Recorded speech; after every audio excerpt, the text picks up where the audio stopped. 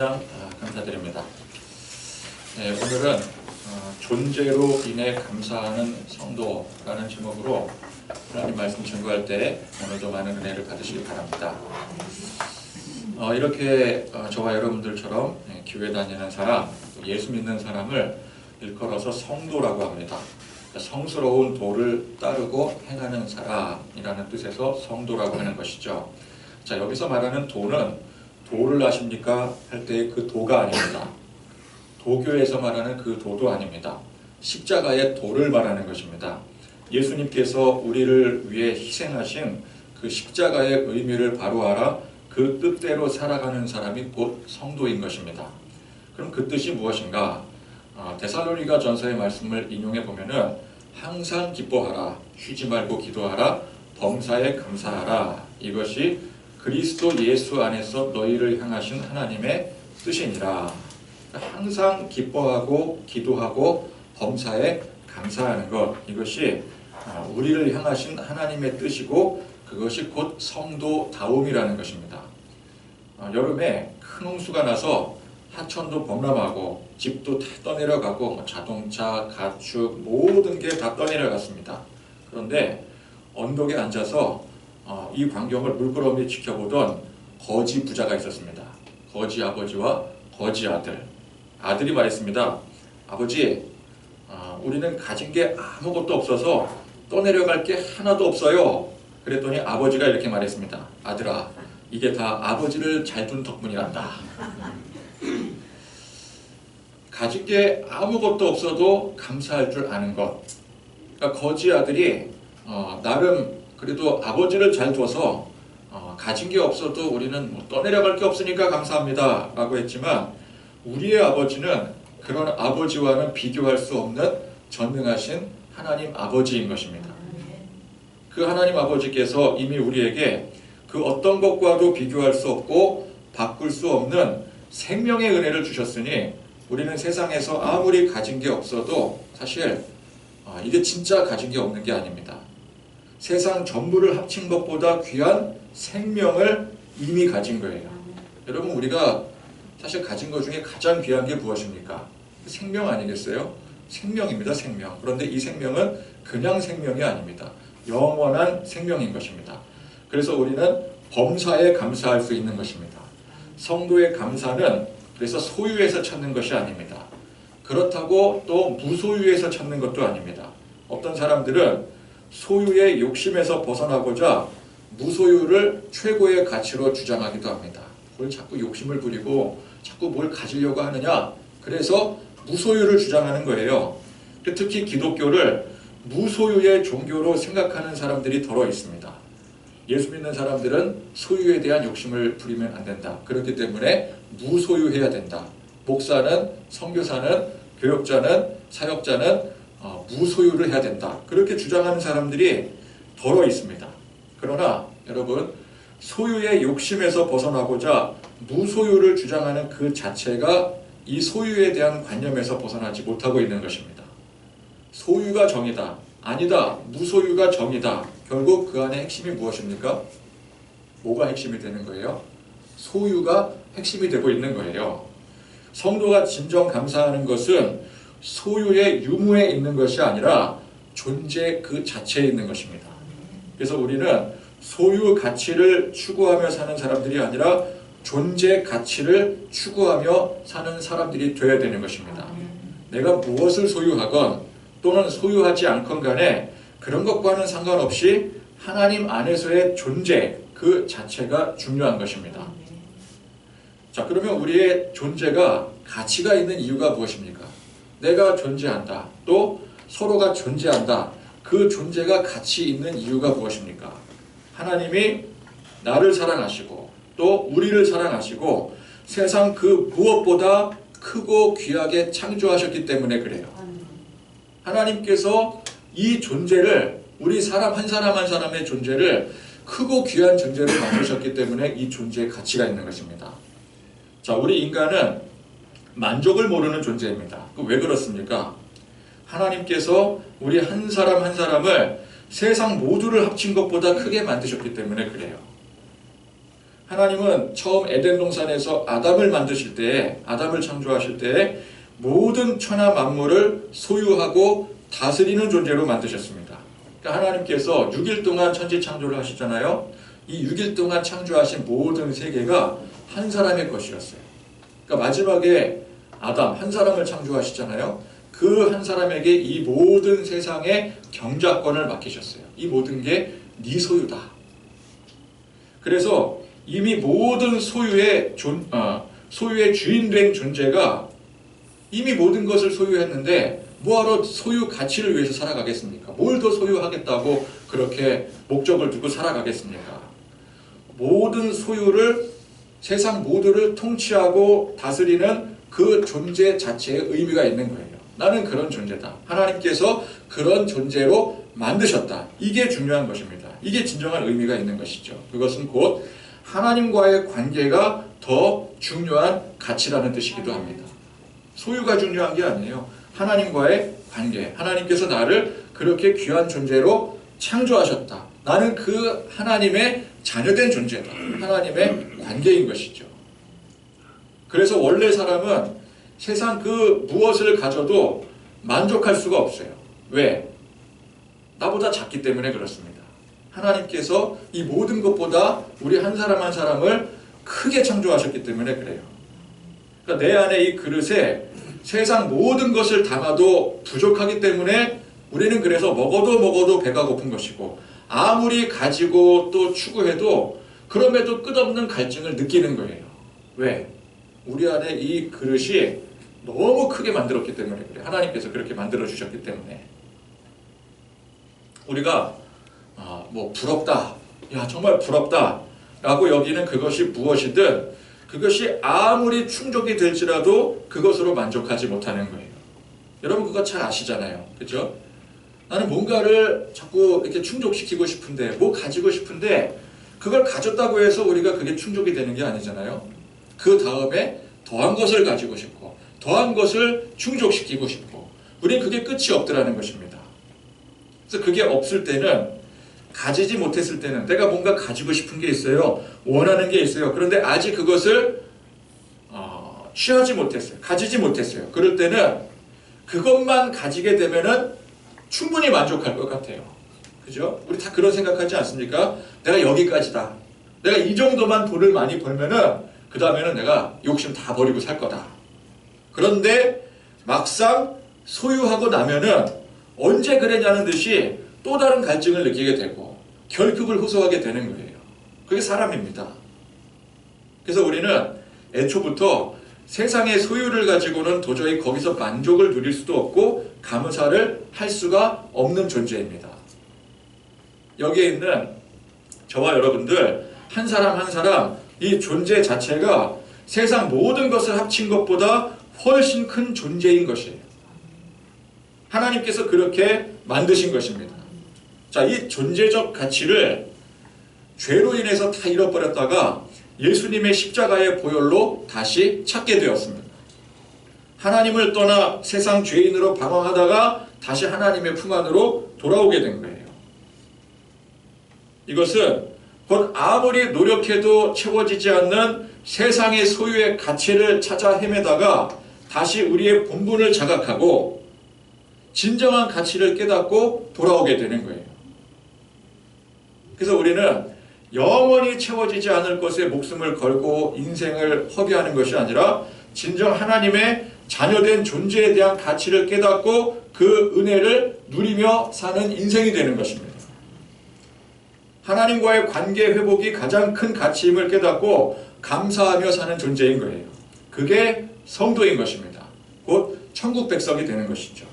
그래서 우리가 천국을 상상할 때도 보통 이제 천국에 이제 우리가 나중에 들어가게 되면은 우리가 세상에서 뭐 누렸던 뭐 부나 명예 그런 것들이 천국에 가면은 그 뭐 훨씬 상상을 초월하는 그 이상이다. 그래서 따지고 보면은 여기에 우리 세상 살면서 누릴 수 있는 그 부와 명예에 대해서 천국에 대해서 상상할 수밖에 없는 거예요. 그래서 훨씬 더 큰 집에 우리는 지금 뭐 여러분 각자 뭐 몇 평에 사시는지 잘은 모르겠지만 우리가 사는 평수 뭐 그래도 한 100평 정도 산다 그러면은 뭐 야 잘 산다 그렇지 않겠어요?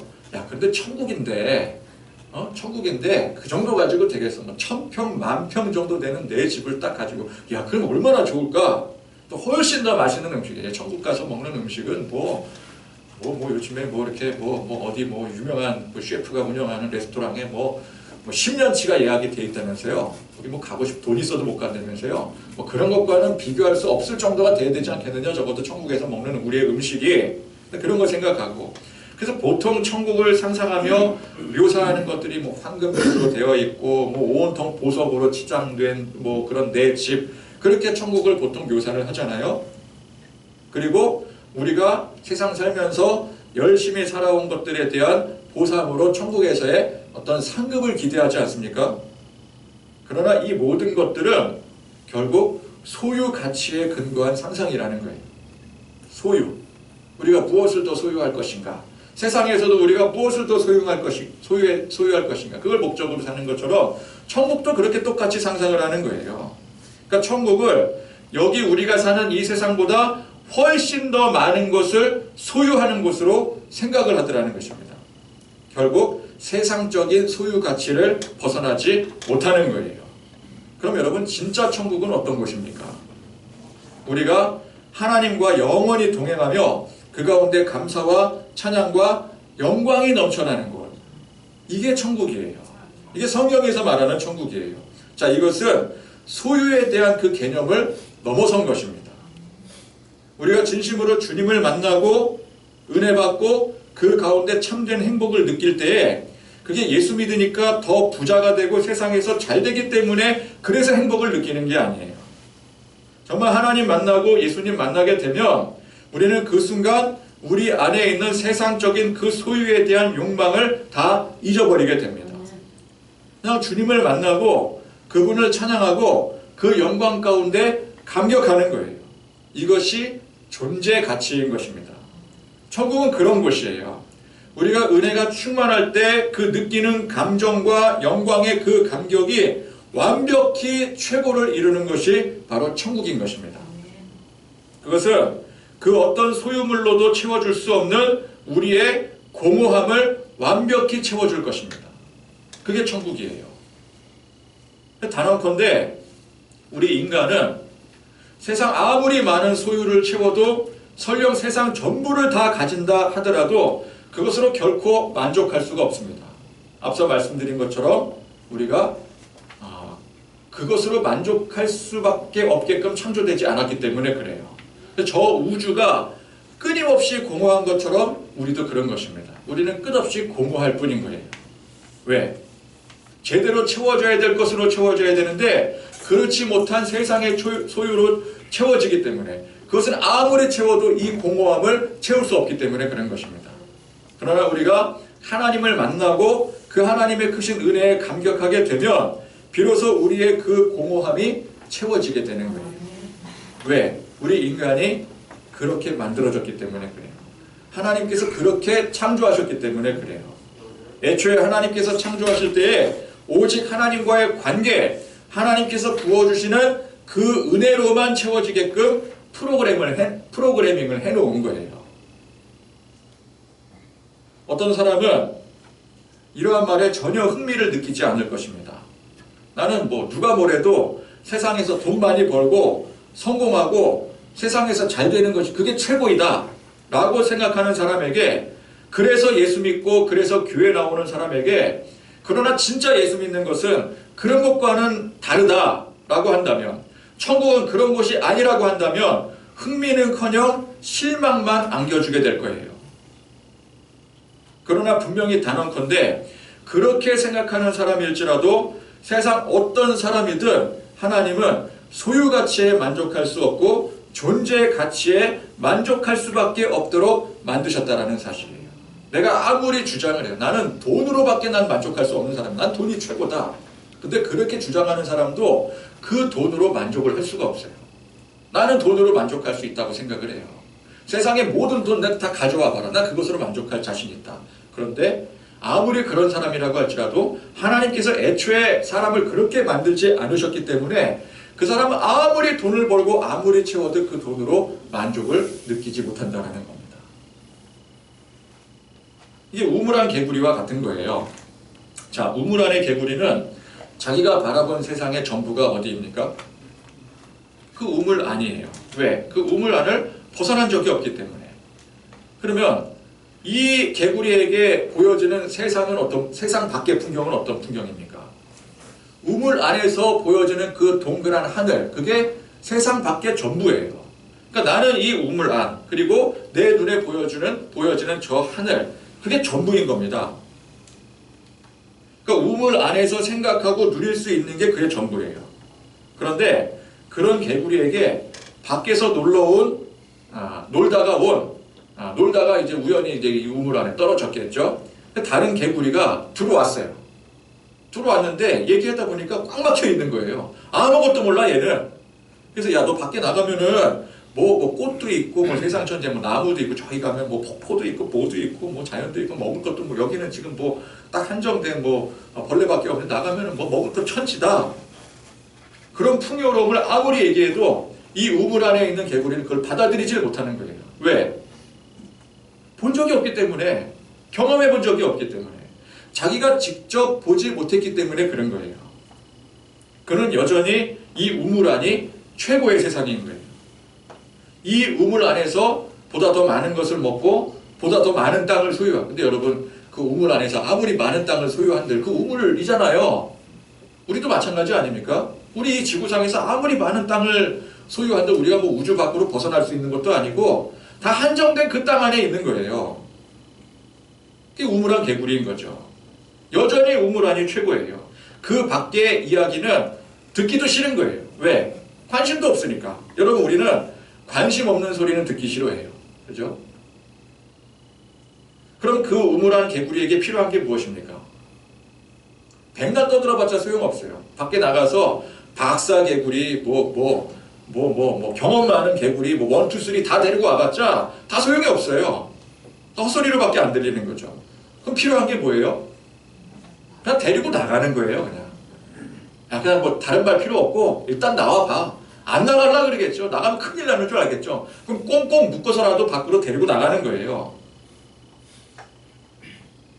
물론 그 안에서 그럼 네가 뭐 최고라고 생각하는 거 그 가치에 너 그냥 혼자 누리고 거기서 그냥 뭐 죽을 때까지 살아라. 그리고 내버려둘 수도 있겠지만 손 붙잡고 혹은 묶어서라도 우물 밖으로 데리고 나가는 거죠. 그럼 어떻게 되겠습니까? 깜짝 놀라게 되는 거예요. 야, 이게 뭐냐 이게. 뭐 이런 세상이 다 있냐. 내가 지금까지 최고라고 생각했던 그 가치들이 얼마나 초라한 것이었는지, 그렇게 고집스럽게 주장했던 것들이 얼마나 가소롭고 보잘것없는 것들이었는지, 그걸 비로소 나와서 보니까 깨닫게 되는 것이죠. 나는 아무리 얘기해도, 난 교회에서 목사님이 아무리 떠들어도 세상에서 소유하는 것보다 좋은 게 없다. 나는 돈이 최고고 세상 성공이 전부다. 기독교 다 좋다. 그러나 아무리 나에게 그런 거 떠들어봤자 나는 돈이 좋고 세상에서 잘 사는 게 최고다. 혹은 나는 천국에 가더라도 여기보다 훨씬 더 살기 좋고 풍요로운 그런 천국을 나는 꿈꾸며 살 테다.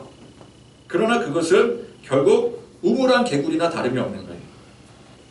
보지 못하고 경험하지 못하는 것에 대한 무지를 드러내는 것밖에 되지 않는 것입니다. 우리가 예수 믿는다는 거, 성도로 살아가고 저 영원한 천국을 소망하는 것은 그저 우리의 한계 속에 한정된 소망, 기쁨, 그 감격이나 누리자고 하는 것이 아닙니다. 우리가 묶여있는 한계를 초월하여 진정 바라봐야 될 것을 보고 만나고 경험하는 거예요. 그게 예수 믿는 겁니다. 우리는 모두가 예수 믿기 이전에 리미트가 걸려 있는 것입니다. 한계에 걸려 있는 거예요.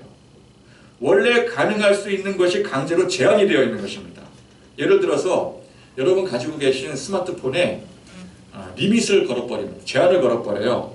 누군가가 이제 해킹을 해서, 그래서 딱 한정된 기능만 쓸 수 있게 만들어버려요. 전화, 문자, 카메라, 요 딱 세 가지만. 뭐 카메라는 뭐 그 카메라 다 박혀 있으니까 뭐 카메라가 있으니까 쓰는 거 아니겠습니까? 전화. 이 전화기니까 당연히 전화해야 되죠. 전화기가 뭐 문자 되는 거는 뭐 기본이죠. 딱 그 세 가지만. 이 세 가지만 빼고 리밋을 딱 걸어버려요. 그리고 생전 스마트폰을 만져보지도 못하고 들어보지도 못한 사람에게 이거 신문물이다 그러고 줍니다. 그럼 그 사람은 어때요? 야, 이런 게 다 있냐고. 이게 막 전화가 되고 카메라도 찍히고 문자도 돼.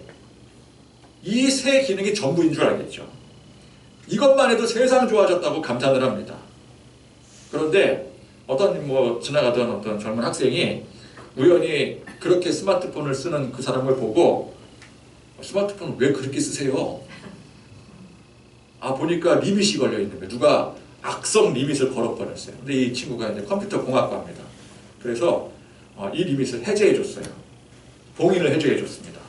그랬더니 비로소 인터넷도 가능하고요, 카톡에 뭐 동영상에 뭐 영화에 드라마도 볼 수 있고 뭐 내비게이션도 쓸 수 있고 은행 업무 뭐 현금 결제 이거 다 이걸로 다 하고요, 게임도 할 수 있고요, 배달 앱을 통해서 맛있는 것도 시켜 먹을 수 있고 뭐 AI도 뭐 가동이 되고요, 뭐 이전과는 비교할 수 없을 정도의 무한대의 기능을 쓸 수 있다라는 거 아니겠습니까? 그럼 이 사람이 이걸 바라보고 얼마나 충격을 먹었겠어요. 자기는 이 세 가지 기능이 전부인 줄 알았는데 그것 가지고 정말 세상 좋아졌다고, 야 이거 뭐 훌륭한 기계라고 감탄을 했는데 나 지금까지 속고 살았구나. 우리 인간이 정말 중요한 기능을 발휘하지 못하도록 리밋이 걸려 있었어요. 죄로 인해서. 죄가 모든 걸 다 막아버린 거예요. 악한 마귀가 우리가 더 이상을 바라보지 못하고 생각할 수도 없게끔 악성 리밋을 걸어버린 겁니다. 그런데 그것을 해제하는 것이 기독교의 핵심 진리요 믿음인, 이게 복음인 거예요. 그게 진정 예수 믿는 것입니다. 이 리밋이 해제가 되면은 비로소 우리는 진짜 하나님의 존재에 대해서 알게 되고, 사실 이 성경 들여다보면 알 수가 있는 거거든요. 근데 성경을 봐도 알지 못하게끔 악성 리밋을 걸어버린 거예요. 근데 이게 리밋이 해제되는 순간 말씀이 들어오게 되는 겁니다. 하나님이 누구신지를 알게 돼요. 그리고 그 하나님 안에서의 나의 존재에 대한 진정한 가치를 알게 됩니다. 세상의 문제가 아니구나 이게. 내가 세상에서 뭐 아둥바둥 뭘 소유하겠다고, 어차피 뭐 한정된 인생, 우리가 아무리 뭐 열심히 살아도 우리 정해진 수명을 벗어날 수가 없잖아요. 물론 그 수명이라는 것은 사람마다 각각 다르지만 기본적으로 정해져 있잖아요. 이 수명이라는 리밋도. 그죠? 100살 넘으면 잘 산 거 아니겠어요? 근데 아무리 100살 넘어서 뭐 고령하고 장수한다 할지라도 200살 넘을 수는 없잖아요. 그죠? 그건 다 리밋이 걸려 있는 거라고요. 근데 어차피 리밋이 걸려 있는 이 세상에서 뭘 그렇게 아둥바둥 뭘 소유하겠다고, 뭘 얻겠다고, 뭘 성공하겠다고, 어차피 죽으면 다 끝나는 거. 그럼 무슨 존재 가치가 있겠어요? 죽으면 어떻게 돼요? 그냥 한 줌 흙으로 돌아가는 거예요. 이 흙에 무슨 가치가 있어요? 돈으로 이거 환산을 해도 이건 아무 가치가 없어요. 그냥 버리는 거예요. 쓰레기도 안 되는 거예요. 따지고 보면은 그런 가치인데. 그래서 사람 인체를 구조를 분석을 해서 그걸 단백질 덩어리로 뭐 환산했더니 이게 뭐 몇천 원도 안 나온다면서요. 근데 그거는 좀 너무 심한 것 같아요. 고기가 몇 근인데. 근데 어쨌건 간에 아무 가치도 없는 거예요, 사실은. 그죠? 과학적으로 분석하면 그렇잖아요. 이성적으로 분석하면 그렇잖아요. 우리 인생에 무슨 가치가 있겠어요? 아무리 뭐야, 중동에 그냥 왕자의 수백조 이상의 재산을 가지고 그걸 물려준다 한들, 물려주면은 그 자기 것도 아니잖아요.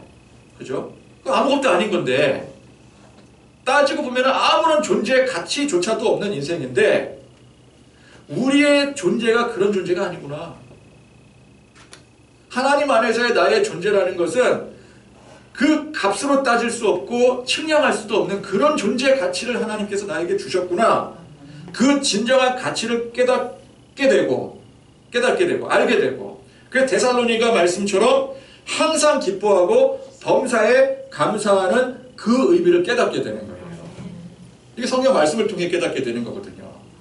어떤 사람이 저한테 물어볼 것 같아요. 그럼 너는 뭔데 그걸 안다고 그러냐? 내가 아는 게 아니에요. 성경 말씀이 우리에게 복음의 진리를 알려주고 있는 걸 저는 그대로 전할 뿐인 겁니다. 그럼 그 의미를 깨달아 그렇게 고백하며 사는 진정한 성도가 되어지는 거예요. 기독교의 핵심 진리, 이 말씀의 진리는 우리가 세상 소유를 더 많이 가지는 데 목적을 두는 것이 아니라 고작 그 정도밖에 추구하지 못하는 우리 안에 리밋을 해제하여 더 큰 은혜, 그러니까 이 리밋이 걸려있을 때는 그 은혜가 뭔지를 몰라. 아무리 설명해도 소용이 없어요. 이건 소규의 경읽기도 안 되는 거예요. 그래서 제가 이게 뭐 교만한 건지 모르겠지만 제가 이를테면은 이제 뭐 안 믿는 사람들, 친구들이나 이렇게 만나면은 자꾸 뭘 물어봐요.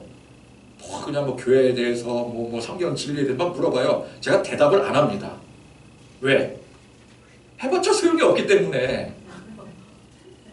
해봤자 나만 스트레스 받거든요. 뭐 이상한 말로 자꾸 공격을 해요. 그거 얼마든지 답변할 수 있지만 안 해. 왜? 해봤자 어차피 이해 못할 거기 때문에.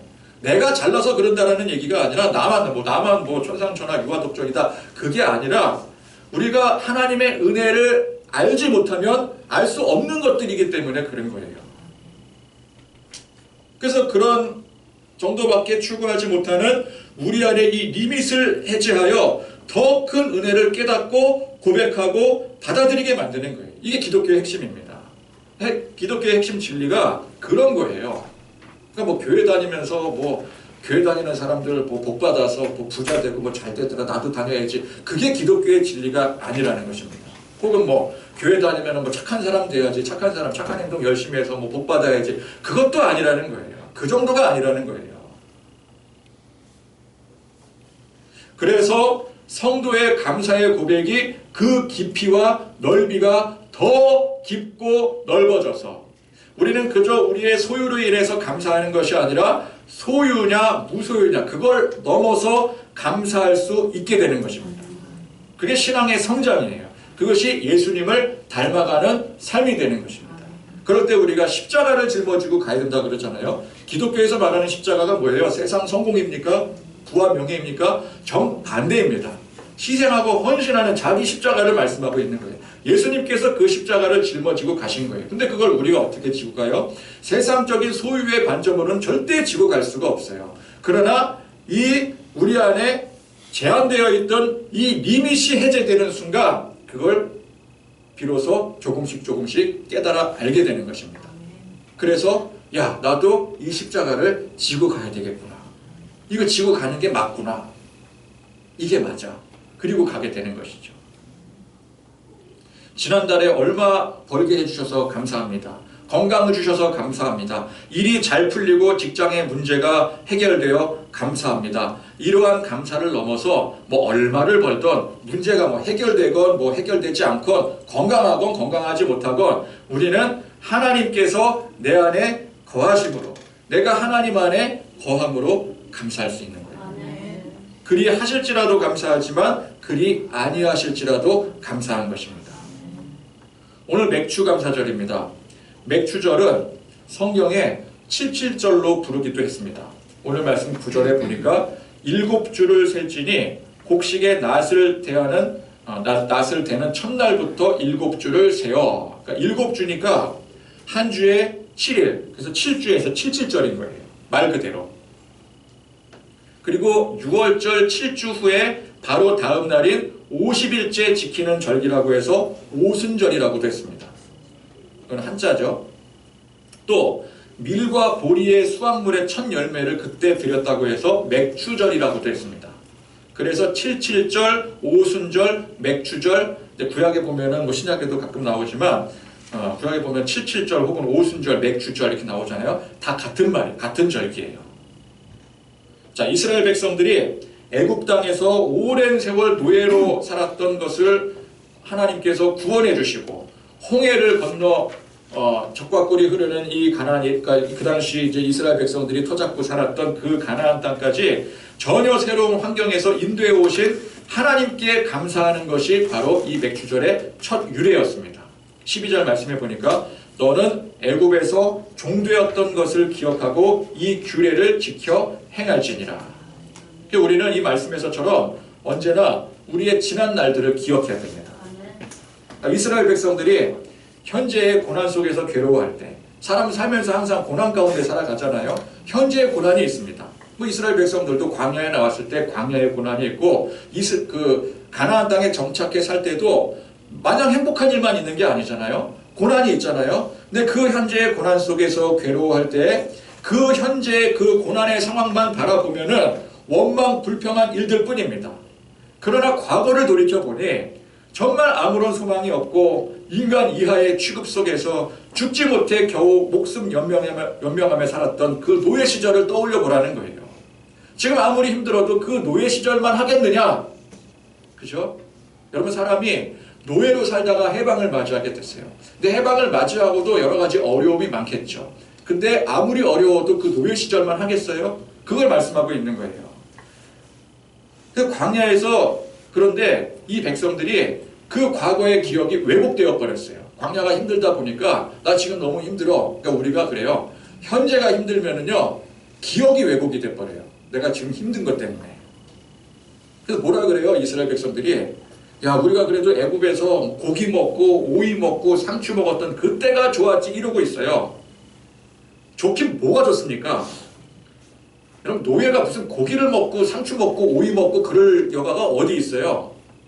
그죠? 채찍 맞고 죽어가면서 그렇게 피라미드 공사하고 스핑크스 공사하고 그랬던 사람들이 무슨 고기를 먹고 뭐 상추 먹고 오이 먹었던 때가 어디 있어요? 이거 이 사람들 지금 과거가 지금 꼬인 거예요. 지금 너무 힘들다 보니까.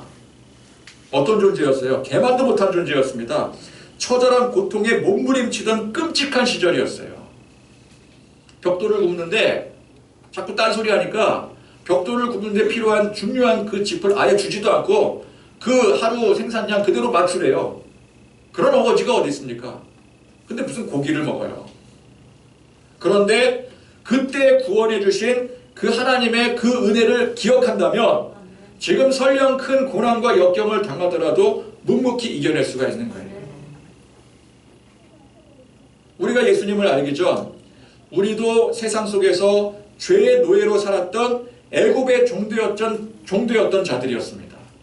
제가 앞서 말씀드린 것처럼 우리가 아무것도 모르고 그저 세상이 전부인 줄 알고 전부 다 제각각 리밋이 걸려 있었던 바로 그때를 말하는 거예요.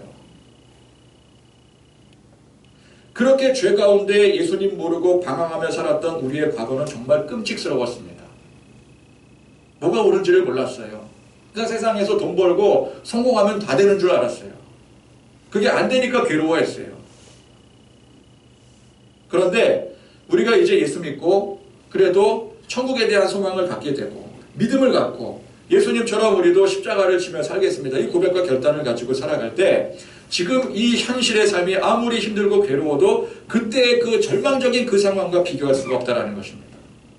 하나님을 모르고 예수님 만나지 못했고 그래서 우리 안에 자체적인 리밋이 걸려있던 그때를 생각하면은 그죠? 야, 그때 정말 아무것도 모르고 그렇게 살았었지. 그런 과거에 끔찍했던 우리를 죄의 수렁에서 건져주시고 하나님의 자녀 삼아 주셨으니 우리는 그 과거를 항상 잊지 말아야 된다는 거예요. 오순절이라고도 불린 이 맥주절은 신약에 이르러서 비로소 오순절 성령 강림 사건으로 연결이 되어집니다. 그죠? 이 오순절이 그 오순절인 거예요. 이게 결코 우연이 아닙니다. 죄로 더럽혀진 과거를 깨끗이 지우시고 성령의 순결함으로 새롭게 바꿔주신 그 역사적인 사건이 이게 오순절 다락방의 사건이었잖아요. 이 사건이 바로 구약시대 이스라엘 백성들 그 과거의 애굽의 종이었던 그 절망 속에서 새롭게 건져주신 하나님의 그 은혜에 감격하여 축제를 즐기는 그 맥주절과 이게 오버랩이 되어지는 거예요. 구약과 신약이 오버랩이 되어지는 것입니다. 그때 다락방에 옹기종기 모여 앉은 약 120명의 제자들이 처음부터 온전한 사명자들이 아니었습니다. 예수님을 3년 동안이나 쫓아다니면서도 끝내 예수님을 배신했던 치졸한 인간들이었습니다. 인생의 실패자들이었습니다. 어디 하나 내세울 것 없는 사람들 뿐이었어요. 그런데 이들이 성령의 놀라운 은혜를 받고 그 주님의 새 역사를 창조하는 일꾼들이 되었더라는 것이죠. 우리도 마찬가지입니다. 예수 믿기 이전은 그 사람이 세상에서 어떤 위치에 있던 다 똑같았습니다. 다 리밋이 걸려 있는 거예요. 그것도 모르고 그냥 세상이 전부인 줄 착각하고 사실 아무런 존재 가치가 없는 인생을 그냥 허비하며 살았던 거예요. 초라한 죄인이었습니다. 여러분, 죄인이 그냥 다 죄인이지, 여러분, 죄가 이제 죄의 형량 이제 때릴 때는 죄의 경중이 있잖아요. 근데 여러분, 깜빵 들어가면 다 똑같아요. 깜빵 들어가서 사는 동안은 다 똑같아요. 여기 뭐 이렇게 뭐 흉악범죄자들은 뭐 거기서 더 두들겨 맞고 뭐 더 일하고 뭐 그런 거 있습니까? 다 똑같이 살아요. 뭐라 그래? 초범이나 뭐 중범이나 뭐 사형수나 그 안에서 사는 거는 먹는 거 똑같이 먹고요. 자유시간 똑같이 갖고 똑같이 작업장 나가서 일하고 똑같은 거예요. 그 안에서는. 죄인은 그냥 죄인인 것입니다. 우리는 그 과거를 잊지 말아야 된다는 거예요. 그 절망적인 죄의 늪에서 건져주시고 하나님의 자녀 삼으시고 하나님 나라를 이끌어가는 새 일꾼으로 바꿔주신 우리 아버지 하나님을 바라볼 줄 알아야 되는 거예요. 7월 첫째 주일인 오늘 벌써 7월이네요. 이 맥주 감사의 절기로 지난 6개월간을 돌아보면서 야, 벌써 6개월이 또 지나갔네.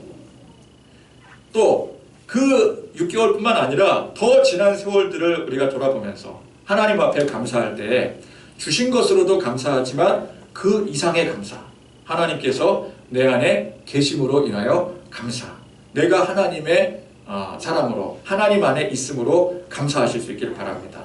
그래서 작은 것에서부터 큰 것에 이르기까지 감사하는 성도들이 되시기를 바라요. 그러니까 우리가 어떻게 살아왔건 간에 지난날 모든 것이 감사한 것입니다. 왜? 하나님으로 인해서. 우리가 하나님이 없었다면 지난날에 어떻게 살아왔어도 감사할 일이 없어요. 그러나 하나님이 우리를 구원해 주셨기 때문에 감사한 거예요. 소유를 내가 얼마나 했건 얼마나 세상에서 성공된 삶을 살았건 상관없이 감사한 것입니다. 우리가 하나님의 자녀로서 존재하기 때문인 것입니다. 존재 그 자체로 인해서 무엇이든 감사할 수가 있는 거예요. 그리 하실지라도 감사할 수 있는 것이고 그리 아니하실지라도 감사할 수 있는 거예요. 항상 기뻐할 수 있는 거예요. 범사에 감사할 수 있는 거예요. 우리 각자의 삶과 또 우리 주께로 교회를 돌아보며 지난 날들 우리 교회가 여기까지 온 발자취를 돌아보면서 뭐 우리가 뭐 가진 게 많아서 뭐 교회가 뭐 풍성하고 교회가 대단해서 그래서 감사하는 게 아니지 않겠습니까?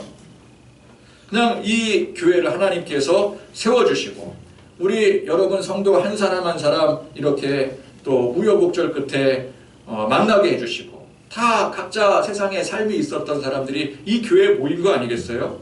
그 자체가 얼마나 감사한 일입니까? 함께 주님의 뜻 안에서 살게 해주심에 감사하는 거예요.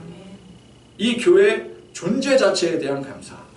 그죠? 뭐 교회가 우리 교회는요 뭐 창피하고요. 어디 나가서 아유 교회 이렇게 뭐 지저분하고 뭐 이렇게 좁고 작고 아유 그래서 내가 마지못해서 다니는데 어디 가서 주께로 교회 다닌다고 얘기도 못 하겠고 그런 게 아니라 그냥 존재 자체가 감사한 거예요. 내가 이 주께로 교회가 하나님의 은혜 안에 존재한다. 그 자체에 감사하고 성도 한 사람 한 사람 그 존재에 대한 감사로 사시기를 바랍니다. 우리 서로가 감사한 거예요. 그래서 서로가 존재하고 있으니까 감사한 거예요. 내가 존재하고 또 여러분이 존재하고 그러니까 감사한 거예요. 여기 뭐 누구는 돈이 많고 누구는 뭐 영향력이 있고 그래서 감사한 게 아니라 그냥 존재 자체가 감사한 거예요.